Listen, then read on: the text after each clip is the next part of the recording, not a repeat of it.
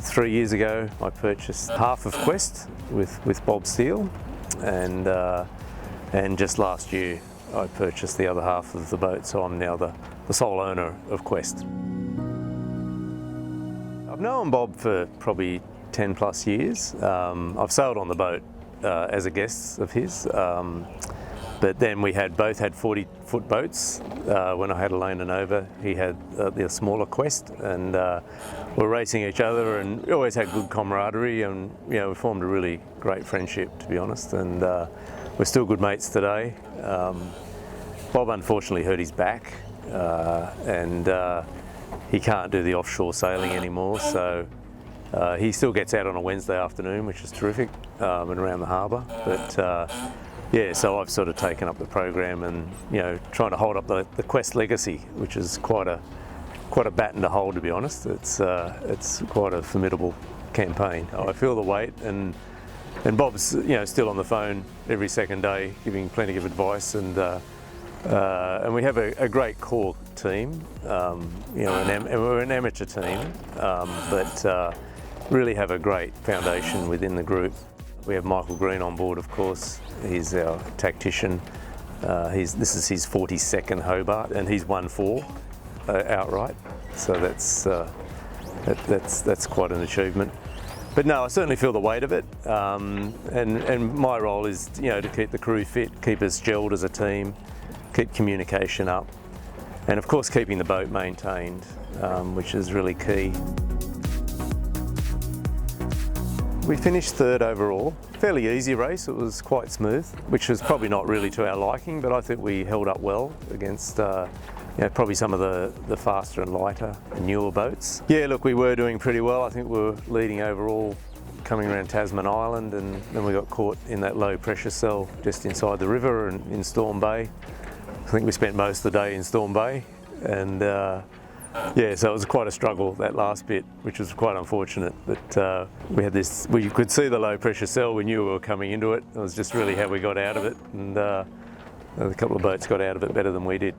We've had our rig out and our rodding and so forth, so we've made a few changes there, coming back in to sort of try and stiffen the boat up a bit. Obviously sail changes, there's been a few variations of sails. We work with the rating systems, and we've had to change a few things. Jockey poles are off and those sorts of things, so because the penalty's too big, so we've had to find other ways of getting the same speed in the boat without using the pole. And yeah, look, a few little tricks downstairs, always a few technology changes just for better information and so forth, and just for a little bit for crew comfort as well, because that's important. Not to get a bit of sleep and a bit of rest during the race is also important, because it is, it's a long journey.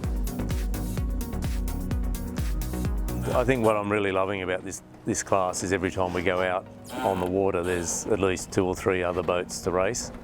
And the recent TP52 series up in Newcastle, we had 10 boats racing, which was fantastic, and we're going to see more of that next year, which we're really looking forward to. So I think there's around 20 odd TPs now in the country, so it'd be nice if 2/3 of them turned up for a regatta one day. That'd be fantastic. But it's very competitive, and it's good fun. We're all quite different as owners. Some are very quiet and keep to themselves, and some of us are a bit more vocal, but yeah, look, it's good fun. I really am enjoying the camaraderie between the owners. There's no bitterness. It's actually it's very professional, and there's some a lot of money being spent, and some really good sailors amongst them. We've been working a lot on our fitness as a crew. Like we've been a lot more sort of training together out in the gyms and out off the boat. So just to try and maintain that. What's required to get through that sort of 3 or 4 day race. You've got to be fit on these boats, and you've also got to be able to do 3 or 4 roles. You can't just steer the boat anymore, and you can't just sit on one job for the whole race. You've actually got to be able to jump in and do other things, and that's what we work on as well. I'd like to see quite a strong upwind race. It'd be good for us. I think against the other TPs, this is a stronger, heavier TP that's very fast upwind in heavy conditions, so I'd like to see a bit of that.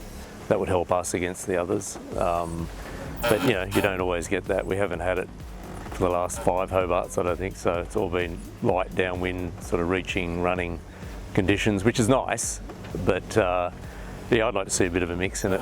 Maybe the southerly come through would help us.